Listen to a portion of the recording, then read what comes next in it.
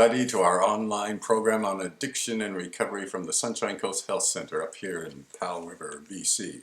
And we've been talking about relationships and as part of what it means to live a meaningful life.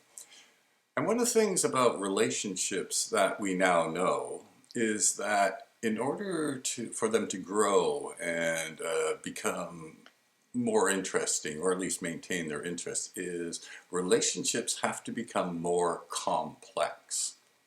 And this complexity is a fairly new idea. It comes from something that we call flow theory. And complexity means somehow you have to grow, you have to understand about the other person more if you're in an intimate relationship.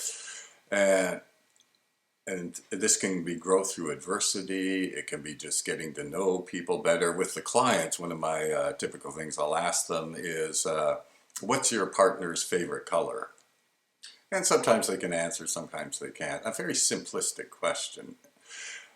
And then if they sort of get the answer right, then I ask them, well, why is it their partner's favorite color? In other words, do they have more than a superficial understanding of the person they're with? And it's this idea of a depth of understanding of another person that makes relationships more complicated. Relationships in which both partners, for example, you just use the example of a partnership, that they are not developing, they're not growing, they're not becoming more complex, they will tend to get stagnant and things will become routine.